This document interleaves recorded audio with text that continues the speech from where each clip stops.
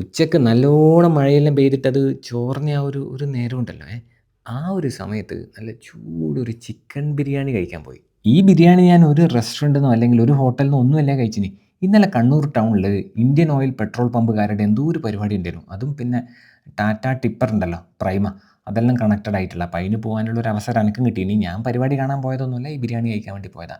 നല്ല ബിരിയാണിയാണ്, പക്ഷേ ചിക്കൻ പീസ് അത്ര കിട്ടിയില്ല കേട്ടോ. പിന്നെ കുറേ ആളും ഉള്ളതുകൊണ്ട് ഞാനും ഒരു മത്സരമാക്കി എടുത്തിട്ടില്ല, അവർക്കൊന്നും എത്തൂലോളി എന്ന് വിചാരിച്ചിട്ട്.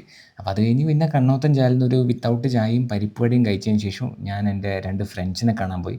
അവരോടെല്ലാം കുറച്ച് നേരം വർത്താനം പറഞ്ഞിരുന്ന് അതിൻ്റെ അകത്ത് ഒരുത്തൻ പിന്നെ തിരിച്ച് വീട്ടിലോട്ട് പോയി. മറ്റവൻ പറഞ്ഞു എന്നാൽ വാ നമുക്ക് പോയിട്ട് ഒരു ബിരിയാണി കഴിച്ചിട്ട് വരാമെന്ന് പറഞ്ഞിട്ട് അന്നേയും കൂട്ടിയിട്ട് നേരെ കണ്ണൂർ പ്ലാസ ജംഗ്ഷനടുത്തുള്ള ഹോട്ടൽ സോഫ്റ്റിലോട്ട് പോയി. ഇതിൻ്റെ അകത്ത് വേറെ ഒരു വിറ്റെന്നാണെന്നറിയാം നിങ്ങൾക്ക്. ഇന്നലത്തെ ആടിയുള്ള അവസാനത്തെ ബിരിയാണി കഴിച്ചത് നമ്മളേനും. നമുക്ക് ശേഷം കുറേ പേര് ബിരിയാണിക്ക് വരുന്ന കണ്ടിന്. എല്ലാവരോടും അവരില്ലയെന്ന് പറയുന്നതാണ് കേട്ടത്. ഈ ബിരിയാണി ഓർഡർ ചെയ്യുന്ന സമയത്തേ ഞാൻ പറഞ്ഞു എനിക്ക് ലെഗ് പീസ് വേണ്ടാന്ന്. പറഞ്ഞ പോലെ തന്നെ അവൻ ലെഗ് പീസ് ഇല്ലാണ്ട് തന്നിന്. പക്ഷേ ഈ പീസിലും കാര്യമായിട്ട് ചിക്കനൊന്നും ഉണ്ടായില്ല. അപ്പോൾ എക്സ്ട്രാ പീസ് മേടിക്കാനാടാ ബിരിയാണി തീരുകയും ചെയ്ത്. അങ്ങനെ ഉള്ളത് വെച്ചിട്ട് ഓണം പോലെ ആക്കാമെന്ന് വിചാരിച്ചിട്ട് ആദ്യം ബിരിയാണി റൈസ് മാത്രം കുറച്ചിട്ട് കഴിച്ച് പിന്നെ ചിക്കൻ പീസ് ആ ബിരിയാണി റൈസിൻ്റെ ഇടയിലെല്ലാം വെച്ചിട്ട് ഞാനിതിങ്ങനെ കഴിച്ചുകൊണ്ടിരിക്കുന്നുണ്ടേ. 170 രൂപയാണ് ഇവിടുത്തെ ഫുൾ ചിക്കൻ ബിരിയാണിയുടെ റേറ്റ്. ആ ബിരിയാണി ചെമ്പിൽ ബാക്കി ഉണ്ടായിരുന്ന അവസാനത്തെ ബിരിയാണി ആയതുകൊണ്ട് തന്നെ അതിൻ്റെ ഒരു ചെറിയ പോരായ്മയെല്ലാം എന്തായാലും ഉണ്ട് കേട്ടോ. പക്ഷെ എന്നാലും വലിയ തെറ്റുണ്ടായിരുന്നില്ല എന്നാണ് എൻ്റെ ഒരു അഭിപ്രായം. റൈസെല്ലാം ആകെ മൊത്തത്തിലൊന്ന് കുഴഞ്ഞ പോലെ ഉണ്ടേനും, പിന്നെ മസാലയും ലേശം ഓവറേനും, പിന്നെ ഈ ചിക്കൻ പീസും കുറച്ചൊന്ന് ഹാർഡ് ചെയ്യുന്നേ.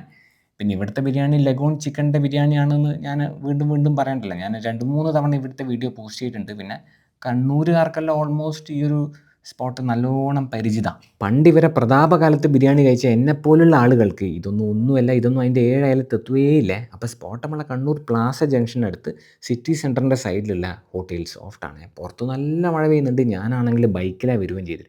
അപ്പോൾ മഴ പോകുന്നവരെ കുറച്ച് നേരം അവിടെ നിന്നിട്ട് നേരെ കുറച്ചപ്പുറത്ത് ഒരു ജ്യൂസ് കടയിൽ പോയിട്ട് ആടുന്ന ഒരു വിത്തൗട്ട് ചിക്കു ഷെയ്ക്കും കുടിച്ച്. ആ നല്ല മഴയത്ത് തണുത്ത ഷെയ്ക്ക് അങ്ങനെ വലിച്ച് കുടിക്കുന്നതിൻ്റെ ഇടയിൽ നമ്മളൊരു സുഹൃത്തുണ്ട്. മൂപ്പര് ഒരു റെസ്റ്റോറൻറ്റ് ഓണറാണ്. മൂപ്പര് വിളിച്ചിട്ട് ചോദിച്ച് ഫ്രീ ആണെങ്കിൽ ഇങ്ങോട്ടേക്ക് ഇറങ്ങി, ഞാനിവിടെ ഉണ്ട്, എനിക്കും വിശക്കുന്നു, ബാ ചിക്കൻ തിന്നാൻ ഒരു കമ്പനി ഇതാന്ന്. ഞാൻ പഠനം നേരെ അങ്ങോട്ട് പോയി. അപ്പം മൂപ്പര് ഒരു പുതിയ ഐറ്റം ഇറക്കിയിട്ടുണ്ട് ഷോപ്പിൽ. അതൊന്ന് ട്രൈ ചെയ്ത് നോക്കാനും കൂടിയാണ് ചങ്ങായി ശരിക്കും പറഞ്ഞാൽ എന്നെ വിളിച്ചത്. അങ്ങനെ ഞാൻ അവിടെ എത്തി കൈയെല്ലാം കഴുകാതെ ഇരുന്നിട്ട് ഒരു ക്വാർട്ടർ ചിക്കൻ ഷവായി ഓർഡർ ചെയ്ത്. ഇതാണ് ആ ഐറ്റം.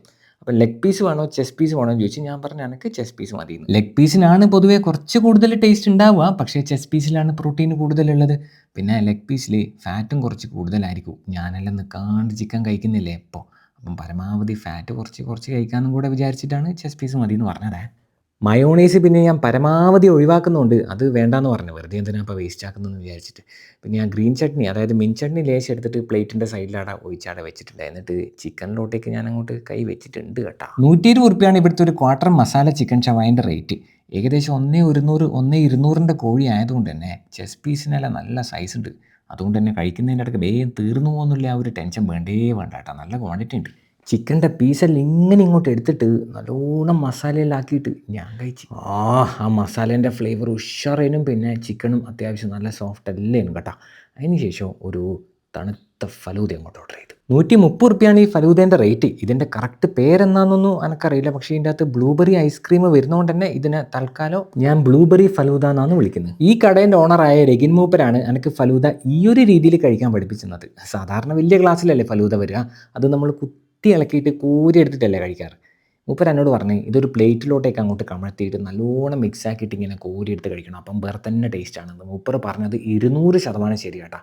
അടിപൊളിയായിരുന്നു അങ്ങനെ കഴിക്കുമ്പോൾ. കാരണം ഐസ്ക്രീമും നട്ട്സും ഫ്രൂട്ട്സെല്ലാം നല്ലോണം അങ്ങോട്ട് മിക്സ് ആയി. ആ ഫലൂദ നക്കി തുടച്ചങ്ങോട്ട് കഴിച്ചതിന് ശേഷം ഇവിടുന്നൊരു bubble gum Oreo shake order ചെയ്ത്. ഇത് അത്ര പോരായിരിക്കും എന്നാണ് സത്യം പറഞ്ഞാൽ ഓർഡർ ചെയ്യുമ്പോൾ വിചാരിച്ചത്. പക്ഷെ നല്ല ടേസ്റ്റ്. ആ 2 മധുരമുള്ള ഐറ്റംസ് നിൽക്കാണ്ട് അങ്ങോട്ട് കഴിച്ചു തരുമോ. പിന്നെ എനിക്ക് എന്തെങ്കിലും ഒരു എരിവുള്ളത് കഴിക്കാനുള്ള ഒരു തോന്നലേ. ഇതാണ് അപ്പം എൻ്റെ വല്ലാത്തൊരു പ്രശ്നം. മധുരം കഴിച്ച് കഴിഞ്ഞാൽ പിന്നെ എരിവ് കഴിക്കാൻ തോന്നും, എരിവ് കഴിച്ച് കഴിഞ്ഞാൽ പിന്നെ മധുരം കഴിക്കാൻ തോന്നും. എന്നിട്ട് ഞാൻ മൂപ്പരോട് ചോദിച്ചു, നമ്മളെ രഗിൻ മൂപ്പരോട് തന്നെ വേറെ എന്നാ കേട്ടാ എരിവുള്ള ഐറ്റം ഉള്ളേന്ന്.